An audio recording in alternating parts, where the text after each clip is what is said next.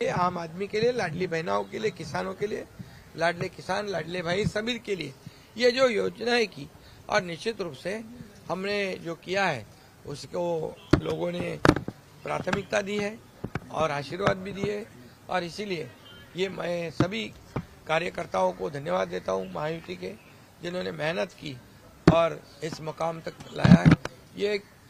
ये भी मैं कहूँगा 2.5 साल में केंद्र और राज्य सरकार, ये डबल इंजन वाली सरकार चली है। आदरणीय मोदी जी ने भी काफी सपोर्ट किया है, कितनी बार उन्होंने ये महाराष्ट्र का दौरा किया। अमित भाई जी ने भी बहुत इसमें ध्यान दिया है। हमारे सभी नड्डा जी हो, कई लोग हो, ये सभी केंद्रीय जो नेतागण है उन्होंने भी महाराष्ट्र को बहुत प्राथमिकता दी है। महाराष्ट्र एक बड़ा राज्य है और ये राज्य जो है ये देश में नंबर 1 का राज्य है, और इसलिए इसमें ये सत्ता लाना, बल्कि लाना नहीं कि एक थम्पिंग मेजोरिटी से लाना, ये बहुत बड़ी जीत है। मैंने कहा था विधानसभा के सेशन में कि हमारे 200 से ज्यादा सीटें आएगी, वो आज खरा साबित हुआ है। इसका भी मुझे गर्व है कि ये जनता की आवाज है, ये जनता की सरकार है, और जनता की सरकार जनता के भले के लिए ये सरकार है। और हमारा सभी वरिष्ठों के फोन आ गए, अभिनंदन के फोन आ गए, और मैं इतना ये भी कहूंगा कि एक हमारी टीम बनकर हमने काम किया। मैं उप मुख्यमंत्री देवेंद्र जी, उप मुख्यमंत्री अजीत दादा और हमारी पूरी टीम जो है, एक ये महायुति की टीम ने काम किया, और इसीलिए हमने जैसे ये पूरे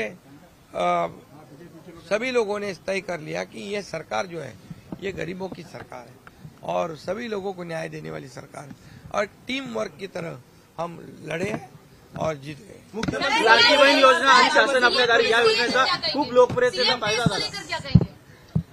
लाडकी बहीण योजना आणि शासन आपल्या दारी, ये जे 2 योजना ज्या आहेत त्या खूप लोकप्रिय ठरल्या, आणि त्यामध्ये मग लाडके भाऊ, लाडके शेतकरी, लाडके ज्येष्ठ सगळे आले, सगळे एक इकोसिस्टम बनवली, आणि त्यामुळे जनतेने लाडक्या मुख्यमंत्र्यांना पाठिंबा दिला। जनतेने लाडक्या मुख्यमंत्र्यांना पाठिंबा दिला। इस वक्त एक बड़ा चर्चा का विषय लाडक्या भावाला खूप सहकार्य केले, आशीर्वाद दिलेला आहेत, आणि नक्की आमची जबाबदारी आता वाढलेली आहे।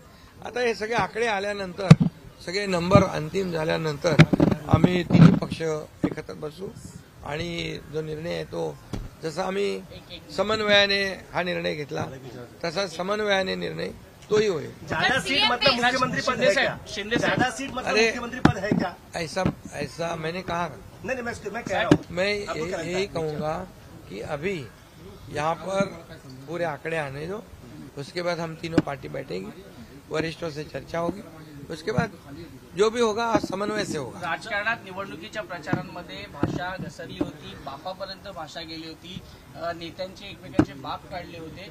आज राजकारणात कळाले की एकनाथ शिंदेच खरे बाप आहेत। नाही, मी बाप नाही, मी कार्यकर्ता आहे, एक सर्वसामान्य कार्यकर्ता आहे, आणि बाप काढला त्यांना आता बाप दाखवला लोकांनी, त्यामुळे आता जाऊ दे, त्याच्यामध्ये मला काही जायचं नाही।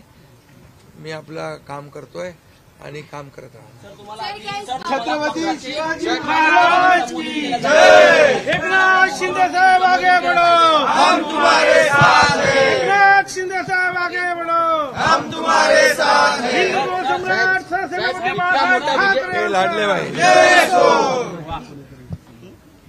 हे लाडली बहीण का लाडले भाई। बैठक वगैरे कधी बोलवली आपण? काय आमदारांची बैठक बोलवली आहे? हा, बोलवली आहे संध्याकाळी रात्री। संध्याकाळी हो, बोलवली आपले नेते मंडळी सगळ्यांची। लँडस्लाइड विक्ट्री झाल्यानंतर आता आम्ही सांगितलं ना की आता सगळे आकडे आल्यावर तुम्हाला लवकरच कळवू आम्ही। साहेब, पण तुम्ही विरोधकांना काही सल्ला देऊ इच्छिता? कारण ते म्हणतात बॅलेटवरती निवडणुका घ्या। हा, संजय राऊतांचा एक ट्विट आहे की हा निकाल मान्य नाही नाही नाही। कर्नाटकचा निकाल त्यांना मान्य होता होता होता